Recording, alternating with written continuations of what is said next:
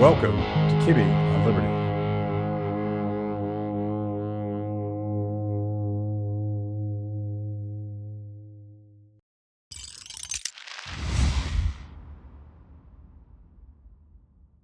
Hey, Carol, how's it going? It's going amazing, Matt. The economy is just rolling. It's booming. I feel so great about everything.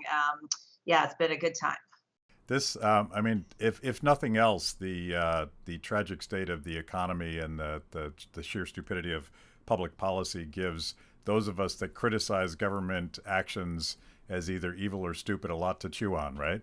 It does, and it sort of vindicates many of the things that we've been talking about, and some of these, we believe in unicorns that fart rainbows kinds of policies that we've all been saying that these don't work. Now we actually have real data to point to because we were told, oh no, it's going to be different this time, and guess what? It is not different this time. Yeah, it's like Charlie Brown in the football. Like honestly, next time I'm not going to pull the rug out from under you, but it still happens. Well, there's so much to talk about, and I think we should probably start with a little bit about your background. You're new to the show. I've been following you for a couple years. I love your perspective as a recovering bankster. That may not be exactly the phrase you used, but why don't you give us a little bit of background as to where you come from, and I'm also sort of curious what was that moment when you said as an investment banker, wow, the system's kind of rigged, the system's kind of messed up, this is not what it's supposed to be. It's a great question. So I'm kind of blue collar heart and Ivy League education. That's sort of, I was the first person in my family to graduate from college. My dad was an electrician. I got myself into Wharton and ended up, coming out, and this is the mid 90s, with $40,000 of college debt, and said, okay, I've got to pay this down as quickly as possible. What is it that I can do in order to do that? And at Wharton, there were sort of two different paths. People who like to really deep dive into something became management consultants, and people who had ADD became investment bankers because we could work on a lot of deals at one time. So I was in an area called corporate finance, and basically I helped companies that were growing, lots of companies that you would know, Cheesecake Factory, the largest franchisee of Papa John's Pizza, Twin Lab, if you guys were supplement people back in the day, those kinds of companies. I helped them to raise capital so they could grow their business and you could patronize them. So if you have a Cheesecake Factory near you, apologies that I may have had a role in terms of your gaining weight there, but we helped grow the company. We helped the company be able to expand. And so at that time, I didn't realize that, in the sort of broader Wall Street community, that there were issues. It was before the Fed kind of went off the rails in terms of policy. It wasn't something we ever really talked about in terms of markets. It was just a very different time, and I was in a very different role. So I didn't really think anything of it. But I did end up leaving investment banking, one, because I never really wanted to be the world's best investment banker. It was just a place to learn and to gain some financial flexibility. And I also had this experience where small businesses would call all the time and they'd be getting this terrible advice and asking me questions. And I'm like, you couldn't even afford the retainer to hire our bank. So is there a way that I could maybe leverage media or do something else to get information to smaller guys, the people who are more like where I came from at scale? And that's where all of this craziness sort of started. So was there a specific moment when you said the system seems fundamentally rigged for the big guys to go to Washington D.C. and game the rules for their benefit at the expense of smaller guys and startups, and that people are trying to get into the profit making system? I think it was really sort of a slow build. It was like a peeling back of the onion as I started doing more commentary on financial TV, as I started learning about the Federal Reserve System, from a practical sort of standpoint, not from an academic standpoint, through the Great Recession, financial crisis, and all of the Fed decisions that came after that, I just found myself always at odds. I'm a person who's very deeply rooted in common sense. And when things don't connect, I'm always like, it's just not computing. That doesn't make sense. Like, explain it to me. And when people can't explain it to me, I'm like, okay, there's probably something wrong here. So there were a lot of those moments, leading up to the Great Recession financial crisis where I'm like, this just doesn't make sense. I couldn't necessarily put my finger on what it was. And so really it's been sort of, I would say cumulative knowledge versus that one aha moment, so to speak. Were you still in the banking industry during the Wall Street bailout? So I guess technically I had my own broker dealer, but I wasn't sort of, active. I was doing more private mergers and acquisitions. So I was kind of adjacent to it. And I wasn't really doing as much commentary. I got kind of pulled in, to business commentary, kind of at the middle tail end of that. And then the political commentary actually came about when Mitt Romney won the Republican nomination against President Obama because they needed somebody to explain what private equity was. Because at that time, the average person hadn't heard of, what's a private equity firm? Like, what's Bain Capital? Like, what does this mean? And so we had the auto bailouts and we had Romney, and there was just sort of a need for someone to be able to break that down in a way that hadn't sort of entered the political discourse before. So I got sort of swooped into that. And then that's really when I started kind of putting the broader perspective together. So I'm going to tell you a story. So I'm picking on you as a recovering bankster. But I love his bankster. It makes it sound like a gangster. Well, it feels more and more that way, and this is like part of my story because I'm actually a recovering economist who in the early 1990s was the director of budget policy for the U.S. Chamber of Commerce, and I naively thought when I took that job as a very young economist that the Chamber of Commerce represented, as their logo would say at the time, the spirit of enterprise. The little guy. And so it's 1992, 1993. Bill Clinton has won the presidency, and Hillary Clinton has come up with this vast scheme to create a government-run healthcare system. And as the budget guy, I was in charge of saying, guys, this massive new entitlement will explode the budget and will be a disaster for the economy. In that process, I discovered that the policymaking process at the U.S. Chamber of Commerce, even though the membership was primarily small guys, was really dominated by a handful of corporations that in this particular case controlled healthcare policy within the chamber. And that's when I sort of had my awakening and discovering. I already knew this as someone that has studied public choice theory, but I quickly discovered that the primary purpose of corporate America in Washington, D.C. was to shift their costs onto somebody else, in this case, small business and the employer mandate, and perhaps they would even benefit from that by creating barriers to entry, what economists call regulatory capture. And so I find myself after the pandemic starting to sound a little bit like a socialist when I talk about the rich getting richer and the poor getting poorer and corporate America ripping off the little guy. It's a confusing time, but I think I learned early on, and certainly during the Wall Street bailout, that policy in corporate America is very much in cahoots with government. And I don't know if government drives corporate policy or corporate policy is very much driving the government's desire to further regulate and destroy small businesses. But I think that's what your book is all about, I suspect. Yeah, it's really a core tenet of it. I'm the same way. I'm a free marketeer at heart, but what we have in terms of this unholy triumvirate between the government, big business, and big special interests is nothing like a free market. It really is more of these public-private partnerships, or central planning, as I like to call it, because I don't like to fight with people over terms. Like, I don't care, what special name you want to attach to it. Like, it all kind of ends up the same. It's the principle of it. And if you think about the economy and you sort of draw a line down the middle, before COVID, about half the GDP and about half the jobs are in the hands of what's now like 32.6 million small businesses.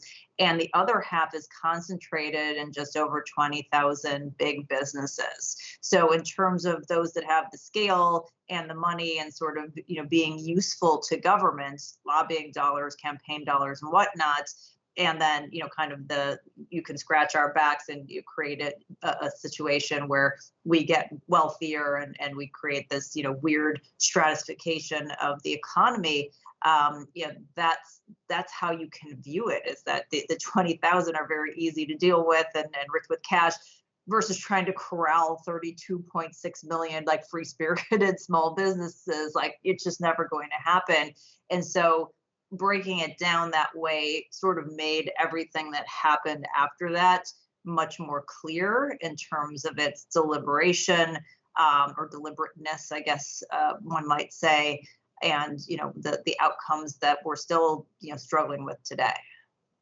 Yeah, let's break it down, because you've come up with a great litany of assaults on small business that started with the lockdowns, and I should point out that the entire concept of locking down the economy is borrowed directly from the Chinese Communist government, and it apparently is a long tradition in China, even preceding communism. But it's a fundamentally authoritarian sort of anti-economic logic, anti-human freedom, and I think unhuman sort of policy. But in the case of small business, they were uniquely targeted by this radical experiment in virus mitigation. Yeah, it was an interesting conversation that I had with my husband in about February 2020, before COVID became a thing here. It was a big thing in China. And at that point in time, I got OG COVID. It was before anybody knew that it was a thing, and, did my tour for a couple of weeks. But my husband and I said, well, if this becomes like a bigger thing here, like, what, like, just fun thought of experiments, like, what would they do? Would they lock things down for a couple of weeks? Would they do this? Would they do that? And we were like just completely baffled by the idea of a lockdown. We're like, there's just no way that people would comply with a lockdown. Like, you just couldn't do that. That's not an option. So, we continued on our discussion. And that was probably the biggest shock to me. But in retrospect, the way that they did it was very clever. They locked down a third about of the economy, and it was heavily those small businesses, many of which that are consumer facing, that didn't have the political clout and connection. So this was something that was based on that clout versus data and science. And then they use that to pick winners and losers and decide who is going to thrive and who is going to have to fight to survive. They got to say, hey, look, we did something.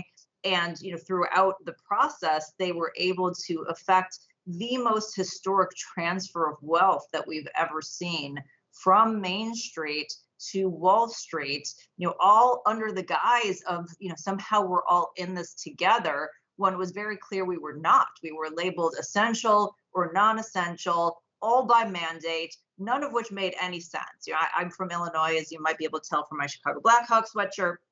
And, we had weed dispensaries that weren't even legal a couple of years prior, that were now all of a sudden essential, but a mom and pop, selling something and supporting their family was non-essential. It just fundamentally was, not data based in any way, shape, or form.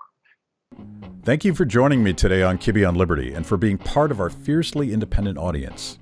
Every week, my organization, Free the People, partners with Blaze TV to bring you this show. My guests bring smart perspectives on everything from current events to timeless philosophical debates. If you like what you hear, go to freethepeople.org/KOL and support Kibbe on Liberty, so we can continue to produce these honest conversations with interesting people. Now, let's get back to it. Well, presumably it was all political influence combined with some random stupidity. Those two Right. things are Peppered pretty in, toxic peppered in stuff. for a little taste, Yeah, right?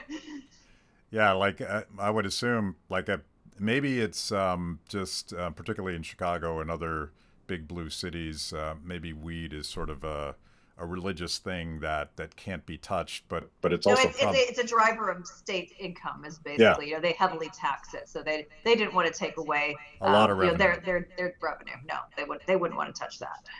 Yeah, but the same way, like when I was having that same conversation with my wife in February and March of 2020, I, being the economics dork, was thinking about the supply chain and Frederick Bastiat and weird things like that. And what I didn't appreciate, and I had the same assumption, like they couldn't possibly do that because you can't just shut off the economy because people would literally starve to death if you shut down the supply chain. And it turns out that they were going to pick and choose the winners and losers and the essential and the non-essential. And another driver, perhaps, is the needs of the laptop class. So, like the people that could work from home, starting with government and certainly big corporations would fit into this category as well. They, of course, desperately needed access to hospitals, so the essential hospital workers had to work. They also needed their Uber driver to deliver their Uber Eats, so they still needed some semblance of a food chain from farmer to table, even though they have no conception of the many millions of pieces to that puzzle. So I was thinking, surely they know they can't do this, but then they did this sort of politically driven, half-baked version of it, and as a result, we're now feeling the consequences today in a way that we didn't feel in 2020. I thought things would shut down quicker, but it turns out they weren't really shutting down everything. Yeah, it was this kind of like picking and choosing. And once that started to happen, I started raising some of the questions that you had. Was like, this isn't a modem. Like, you can't power cycle it. It's not like you turn it off and turn it back on. Like, you're going to cause massive disruption and dislocation. And then, they start throwing stimulus on top of that, and more Fed money printing. And it was just so clearly a recipe for disaster. And I actually, gave nods to all of these things, in the War on Small Business as I was chronicling it, and talked about this with, many folks, including folks like Jesse Kelly, who, were all very early on going that this is a disaster. Like, we need to stop this right now. And to hear the, quote unquote expert class say, oh, well, like, we didn't know this was going to disrupt supply chains. We didn't know this was going to disrupt labor markets. Like, well, I was able to figure that out. So why are you getting paid $7 million for economic speeches and I'm not? Because either you're a liar or you have no idea what's going on. And either of those outcomes are bad because you're in charge of trillions of dollars worth of decisions.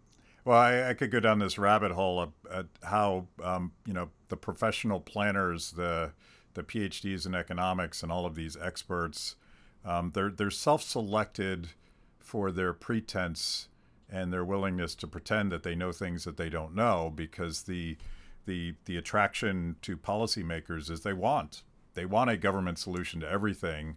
So almost by definition, it doesn't matter if it's Republican or Democrat, the people that sit in those positions are willing to make grandiose claims about what they know, that if they actually studied their own profession of economics, they would know that they don't know nearly as much as they claim to. Yeah, and I think a lot of them are also put in place to justify an outcome versus figure out what the likely outcome is. So, here's the outcome we're solving for. Let's figure out what data set might get us close to that outcome. And so they're just working backwards rather than actually taking in the information real time and raising their hands and going, red flag, this isn't going to work. And, that's just, again, the unfortunate situation when you do have central planning and you do have these big entities who are trying to, quote unquote, be smart and make decisions and control things that, millions of people could do better individually. So this gets into your fundamental critique, but it seemed obvious that it was a perfect storm for recession and inflation when the government policy was basically two things. You're damaging the supply chain, and you're stopping the production of many key essentials that feed into other things that we desperately need. You're literally forcing people to stay home, and then you're showering upon them stimulus checks. So you're suppressing supply and you're stimulating demand at the same time. What could possibly go wrong with that? Well, and then that's the part that's so frustrating is these people who are saying like, oh, well, we didn't know. If you go back to just the American Rescue Plan, like forget about all the stuff that happened in 2020, which we can dissect, but in 2021, when everything was opening up, you had the vaccine, they have this American Rescue Plan, and they are issuing something called stimulus checks. Like stimulating is actually in the name of the checks. So to come out and to say, oh, we didn't know that stimulus checks were going to stimulate an economy, and oh, we didn't know because it was a supply constrained economy, it was going to be even worse. I mean, that's just, you take like any 10-year-old off the street and they can figure that out in 5 minutes. That this is not complicated stuff. And so it's frustrating to, kind of hear the people dance around things and then, continue on to claim that they have any idea what's going forward, or act as if they're not bad actors, because I do think that there's a mix of both of those, that there are some folks that are bad actors that have sort of nefarious intentions, and I think they're the useful idiots. And in a sense, it doesn't really matter because the outcome is the same.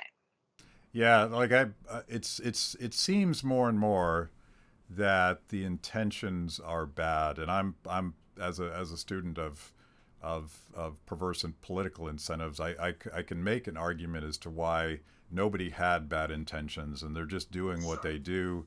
They're pretending they know how to do things they don't do. They're expanding their budgets. They're paying off their friends through the PPP loans that are going to insiders instead of actual small businesses. You can make a more benign argument, but as you just pointed out, and I hadn't really thought this, I've been very critical of the Trump administration for all the mistakes they made in 2020. But by 2021, there was plenty of indications that doing more of the same and doubling down as the Biden administration has done is just digging such a deep hole. There really isn't a defense for that anymore. No, and I'm in the same vein as you. The war on small business really covers mostly 2020 and what happened, because obviously at some point you have to wrap the book up and put it out there. And would have loved to continue, but editors don't like that kind of thing. And I also am very critical of the Trump administration and the decisions that they made. And there is no doubt that they own a piece of what has happened. Whether it was the stimulus and the spending, or the encouraging of the Fed to, continue on with their quote unquote emergency actions, which, by June of 2020, the stock market had hit all-time highs. Obviously, that's nowhere near an emergency situation, yet they kept, marching forward in the situation. But by the time Biden came into office, it was a completely different game. And so he knew exactly what he was doing, and he was fulfilling, in many ways, his campaign promises, coming in day one and canceling oil and gas leases and the Keystone XL pipeline and whatnot. I mean, that's what he campaigned on, and we knew what was going to happen from that, to get basic supply and demand. And then this whole ridiculous American Rescue Plan, which not only had the stimulus, but also snuck in there, which nobody was paying attention to, was the provision that kicked in January 1st of this year, that if you have $600 of e-commerce transactions, you are now going to trigger a reporting event to the IRS instead of the previous 20,200 transaction threshold, which then they came out and claimed was supposed to be to keep billionaires honest and make sure they're paying their fair share, because all those billionaires on Etsy selling $600 worth of stuff, we got to make sure that that's accounted for. That's how we're going to get our money. So there were, yes, the intentional decisions that were made under Biden were even less excusable, because the backdrop of the situation was different. But, everybody got their Donnie dollars. We have to have Biden bucks too. Can't have just the Republicans giving away money. And then you get in a situation where now they're using what happened, which again was a disaster in 2020 and 2021, and not normalizing that data. And I don't know if this, makes you as angry as it makes me, but as somebody who spent my life with models and building models and looking at data sets, when there is something that's extraordinary, you pull that data out to normalize the data set. You don't let that weird thing kind of skew the whole data. And so the idea that they're going to run a $1.4 trillion deficit, which is 44% higher than what it was in 2019 for this fiscal year that wraps up this month, and say that they're reducing the deficit because they had this like weird, COVID emergency relief money, just like makes me want to punch somebody. Yeah, like as a former budget guy, the abuses of data, it gets worse all the time. But I'm thinking specifically of the Biden administration crowing about how they had eliminated inflation a couple months ago because there had been a slight downtick. Can you even explain, like, this isn't current services budgeting where, like, in my world, if you project that the budget is going to grow by 20% and you cut that current services projection to 18%, you're saving money. Right. But I couldn't comprehend. I cannot comprehend their math on the inflation thing. Yeah, no, we had a scenario where the month-to-month increase in inflation was flat.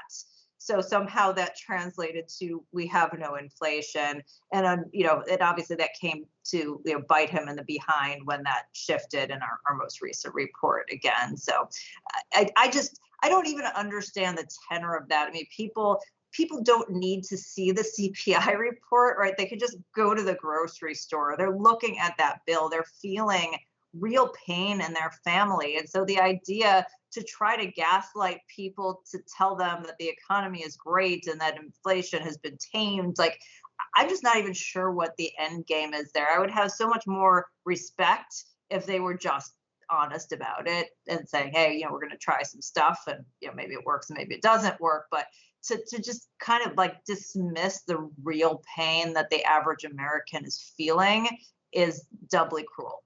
I'm going to butcher George Orwell, but he said that, the party demands that you ignore the evidence of your eyes and your ears. And you could go back to James Carville, who so accurately said it's the economy, stupid, when they were taking on George H.W. Bush.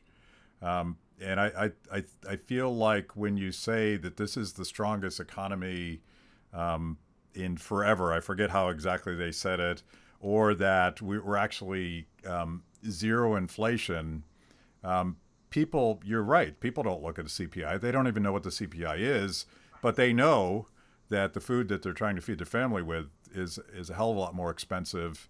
And they know that, even though gas prices have gone down somewhat, they know that it's a hell of a lot more than it was last year. And so when the president says there's no inflation, or when the president says the economy's strong, they're like, either he's lying to me or he's an idiot. Or and both. Neither of which is why not both, right? Yeah. Yeah, maybe both. We're not sure. So it felt like stupid politics to me to even do that, instead of saying, wow, folks, this is a big problem and we need to deal with it, even if their solutions are doubly stupid, like the Inflation Reduction Act. Yeah, I mean, this entire administration, they're full of lying liars who lie. And it just, it's very frustrating. There was a whole thing that I had kind of uncovered a few months back, which was about the rate of tax that billionaires pay. And some statistic that, like, if you were a billionaire, you only paid 8% on your income. And as, somebody who is looking to look at every legal way to save money, I'm like, oh, 8%, like, that's amazing. Like, how do I get in on this sweet deal? Like, what kind of investment? Because, like, my accountants never told me anything that even like approximates anything in a single digit. So I'm really curious as to how they were able to do this. And you go and you look at the white paper, which is on the White House website, like out there officially, and they just made up. They looked at everybody's unrealized capital gains at a point in time when the market was doing really well, and they approximated, oh, this is how much wealth they had, and if we were taxing them based on wealth, not income, this is how much they're paying. And it's like, okay, like we're now conflating all kinds of things. You're lying to people, you're creating a huge hubbub, and this is intentional and deliberate. Like this isn't just stupidity. This is literally what they're trying to build something out, and it's a just fundamental lie. And we've caught them in so many of these fundamental lies. But because politics really has become this, pseudo religion and sport, people are willing to go to bat for their teams, no pun intended, and take whatever data points they want out of context to try to make an argument instead of taking a step back, going like, this is bad. Like we don't, nobody wants to have a bad economy. Like there are certain things we should all pretty much agree on. We're all at the end of the day the Green Party. We care about the green, the dollars in our pockets, right? So it's pretty distressing when you do kind of run into that level of pushback because they put out some sort of a meme or a list that says something, even though it's completely not accurate. If you've made it this far into the show, it means I must be doing something right. Kibbe on Liberty is just one of the amazing products we created for the people. We tell emotionally compelling stories and produce educational videos for the Liberty curious. Our award-winning documentaries personalize all things liberty, independence, creativity, hard work, integrity, and perseverance. After the show, check out our work at freethepeople.org. And if you like what you see, donate to support what we do. That's freethepeople.org. Now back to the show. Yeah, so like maybe one of the upsides of this is to finally get Americans to pay a little more attention to fiscal policy. And I say that as someone that tried first as a budget economist and then as a grassroots advocate to get people to worry about overspending and the implications of that. And we all know that there's only three ways that the government can spend money it doesn't have. It can raise taxes, which it loves to do, but there are limits on how many taxes you can raise. It can borrow, but there's even limits on borrowing. And the third option, which is the most pernicious, of which you've talked about extensively, is that the government and the Federal Reserve can expand the supply of money and credit, making the dollars in our savings accounts and our wallets worth less and less. And it feels like, I don't know what we're at now. We've spent like $6 or $8 trillion. I can't actually keep up with how much money we've spent over the last couple of years. That's all being monetized by the Fed, right? It is. I mean, if you think about, people don't necessarily understand what that means, but if you think about all of this money that they wanted to spend on COVID relief, it's not like there was demand from foreign buyers or investors to say, oh, we've got like several $1 trillion lying around. We really want to buy your government bonds. And so, the Fed stepped in as the buyer, completely, it artificially manipulated the market, and then you put that right on their balance sheet, and then obviously that's a big driver of the currency debasement that we're seeing. So I've got sort of the tally of the outlays here because I reference this all the time. It's really sad. I have this easily accessible on my phone.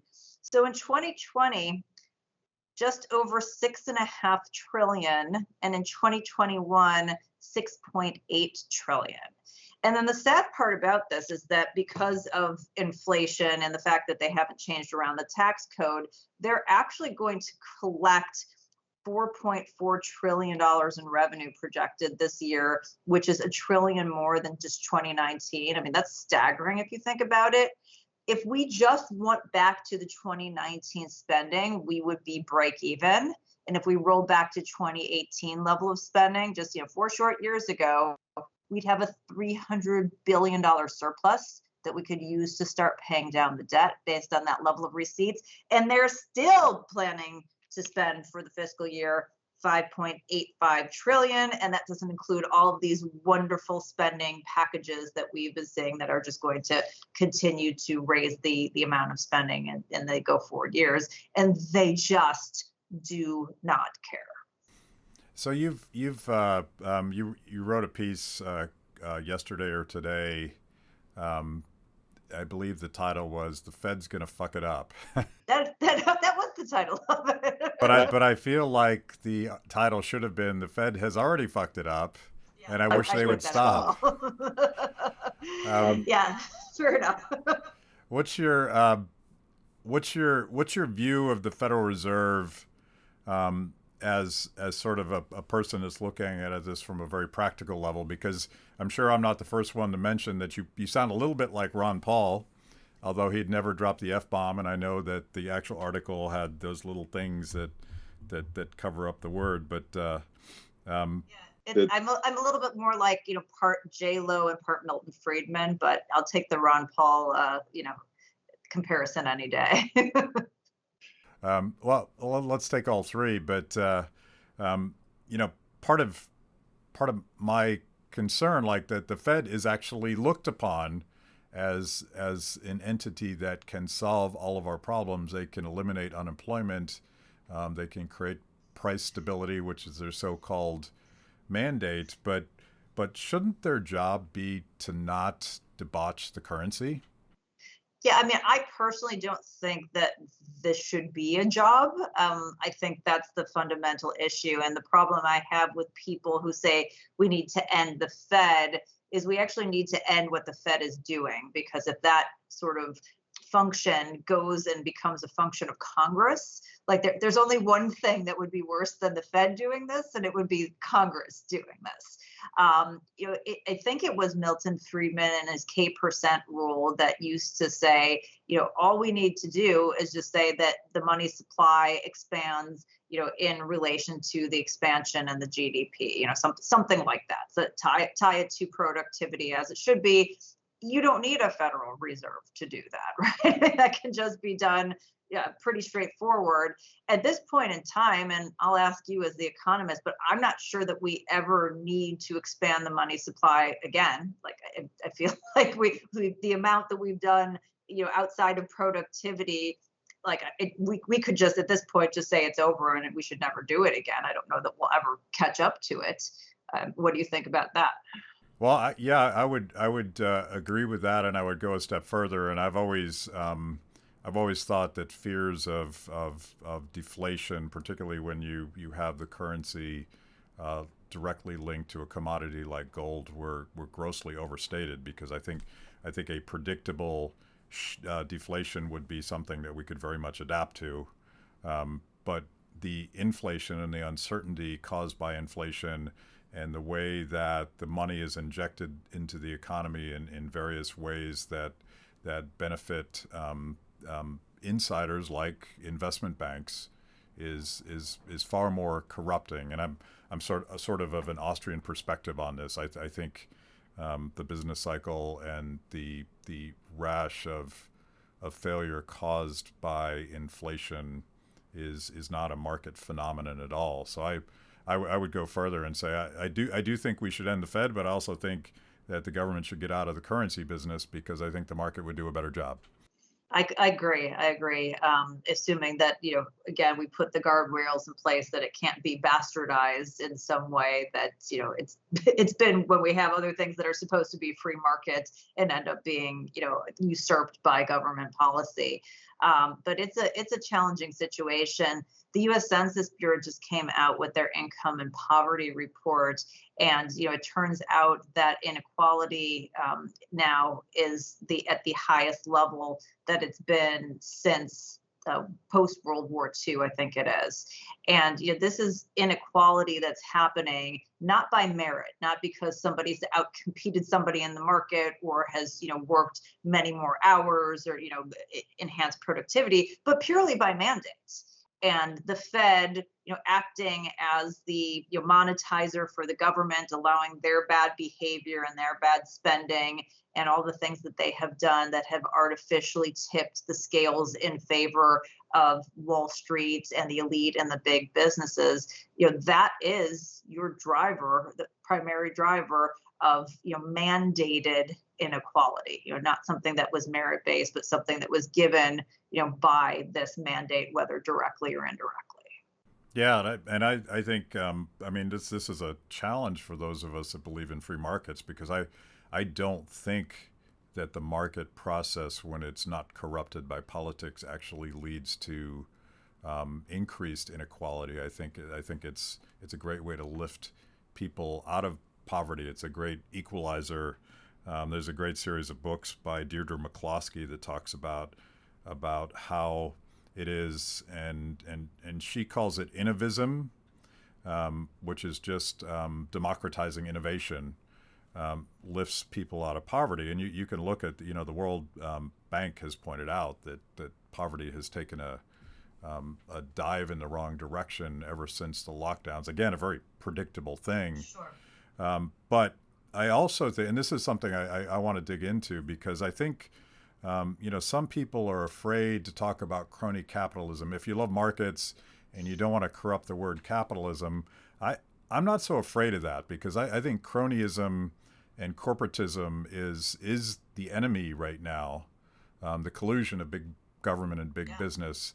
This is the enemy, and we should be very aggressive in making sure that people understand where that inequality is coming from. This gaming of the system by insiders. I think we're going to start to sound a little bit like Bernie, but it only goes so far, because Bernie doesn't understand this either. He's voted for all of this garbage.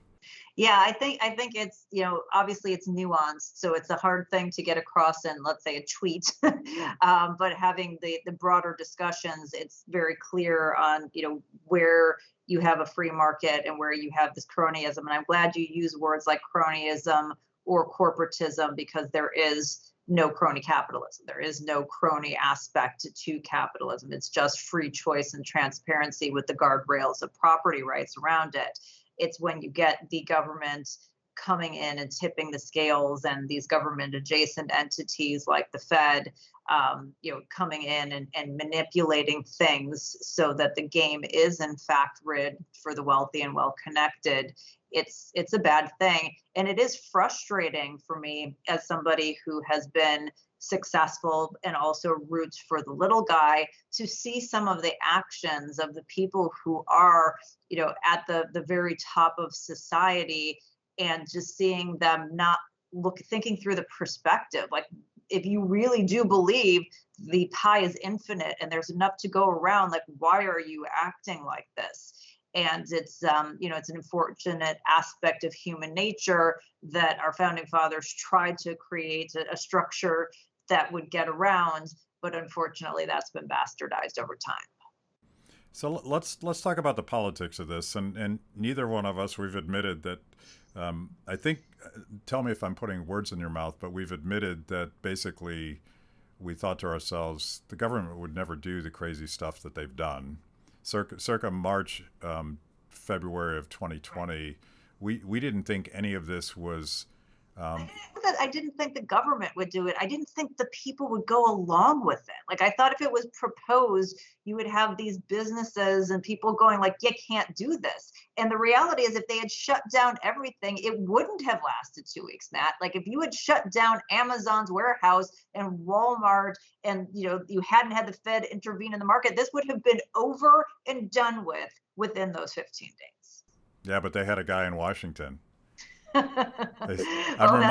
that's the moral of our story. They had a guy. They had a guy in Washington. It's right out of Atlas Shrugged. But I'm always go back to Mark Zuckerberg's testimony. I think it's 3 or 4 years ago now, where he was being berated by both Republicans and Democrats, but primarily Democrats, for not managing speech content on his platform. And his response was, we're right, and I have a very capable staff that would love to help you write that legislation. And I'm thinking, of course you would, because that your platform will at some point in a market be replaced by something better and freer and more open. So let's create all these barriers to entry by demanding that we have an army of censors and lawyers and political hacks to manage the system. That's where we are with corporate America, I think, and I think it's kind of a chicken and an egg thing, but it seems to me that things were just radically expedited, starting with the lockdowns, where corporations are now they're either answering to Washington or they now control Washington. I don't know which it is. It's a mutually beneficial relationship. Things have gotten radically worse. I agree with that, and I think part of it is that they saw sort of the symbiosis of what can happen if they work together, and how that benefits them to the detriment of everyone else, and how much power and money they were able to grab from this crisis. And I also think that there are other influences, and not to sound like a weird tinfoil hat person, but these connections between business leaders and the World Economic Forum and the UN, where these nutty ideas are coming out and really being infiltrated broadly within corporate America. Something like ESG, which is basically a corporate social credit score that is standing at odds with the fiduciary duties of the boards of directors to basically benefit the financial well-being of the shareholders. The fact that that's been able to be infiltrated in such a quick amount of time, and there hasn't been the relevant pushback. We're starting to get some at the state level, but that's also just shows the level of how this has accelerated so quickly. At Kibbe on Liberty, freedom is a lifestyle 24/7, something you live and breathe and wear every day. If that describes you, you need the very best Liberty swag in the market today, just like this shirt I happen to be wearing. Go to freethepeople.org/KOL and check out our exciting merch. You too can love Liberty and look cool. My theory is that ESG and this corporate social credit score stuff, where there's kind of a wokeness quotient to all of this, and they spend more time telling us about the ethnic and religious and skin color diversity of their people, as opposed to whether or not they're actually providing us with a good product or service. I think it's a distraction. I think it's a great way to get the left and the right to fight with each other over this sort of cultural warrior stuff, while they're fleecing us all, and while they're gutting the American system of free enterprise. And in that sense, it seems to be working pretty well, because I'm old enough to remember, when Ron Paul was complaining about the Federal Reserve, followed by Occupy Wall Street, complaining about Wall Street bailouts, simultaneously the Tea Party movement, which I was part of. We were actually focused on some pretty fundamental flaws in the American political system, meaning, bailing out the big guys at the expense of Main Street. And now we're fighting about our pronouns. And I'm like, guys, this stuff over here matters. We need to pay attention to it. I have a meme about this. So, the boyfriend who's looking at the one girl and the other girl's like, and I have that. I was like, shit that doesn't matter, people, shit that matters, and it is always like that. It's everybody's like, oh my God, can you believe that this person's like, it doesn't matter. They're destroying the economic foundation of this country. Some of the goofiness that they do is stuff that you can undo, right? You undo it in the next legislature, you go in, you pass some laws. Like, you debase the currency, you take away our economic freedoms, like, that's not coming back. Yeah. So there's only so much time we have. And it is weird to me, with all of the different marches and causes that people have, the things that really affects them foundationally the most, their economic freedom, their money. They're just literally losing value every single day. Nobody's out protesting in the streets about this. It's fascinating to me. So in a bad way. Yeah, and I want to wrap up with a more hopeful conversation of how this might turn out, because as a Tea Party organizer, I was I actually held a party at my house in 2008.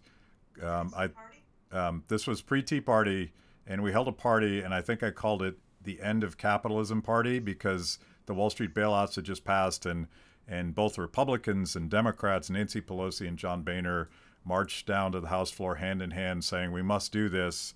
I'm like, it's over, it's over, and of course it wasn't over at all. And this Tea Party movement emerged that was at one point very much focused on fiscal responsibility and anti-bailouts, and a lot of those early Tea Partiers would tell me circa 2009 that they got involved, and they would quote back what George W. Bush said, I have to abandon free market capitalism to save it.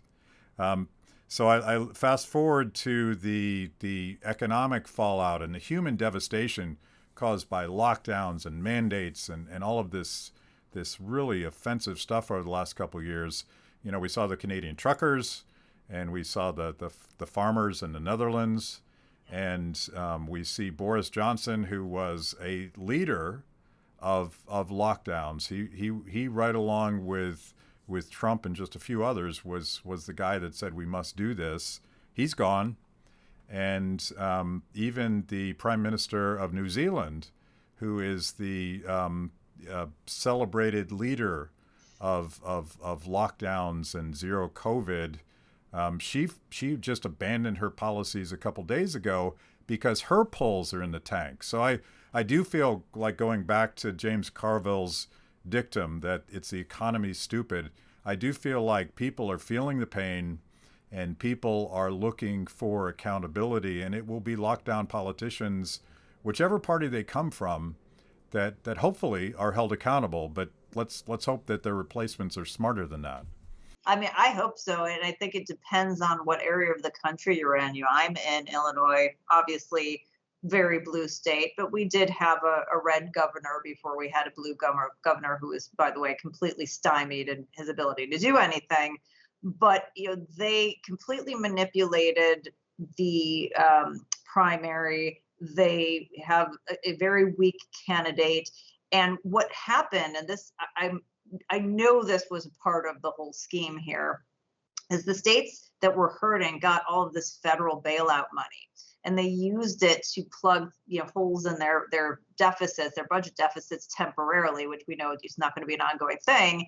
And so now I've got JB Pritzker on TV going, oh, hey, I balanced the budget. And I'm like, really? Like, you're going to say that? And then a bunch of people being like, oh, yeah, that's great. Illinois is headed in the right direction. I'm like, okay, yeah, this is not going to change. And I think there are so many people that are just struggling to get by, and they know things are bad, but they're only getting like little sound bites in, and they don't fundamentally understand why, and they're going to blame the wrong reasons. Unfortunately, it was the greedy business's fault that we have runaway inflation, you know, silly stuff like that. Yeah, well, that's what we have to push against, and you have been a heroic voice out there on this subject, and I really appreciate all the work you do. Tell everybody how they can find you and your book and all the stuff that you're doing. Absolutely. Well, thank you for having me, and also for being a like-minded voice out there. We need many more of them. Best way to find me until they get rid of me is on Twitter at Carol J.S. Roth. You probably have to turn on notifications because they like to throttle my account, usually 3 out of every 4 weeks. And yeah, you can pick up The War on Small Business. If you can support your local business bookseller, do it. If you can go to bookshop.org that fulfills from a local business bookseller, do it. It's capitalism. If you want to buy it on Amazon, you can do that too. But I think that's a big message in terms of being intentional on how you're spending your dollars and voting with your dollars that I don't think people are really that focused on right now. Okay, unfortunately, I don't think that our government's going to fix these problems anytime soon. So I hope to have you back sometime, and we'll talk about the latest inflation numbers. I don't think this is just starting, unfortunately.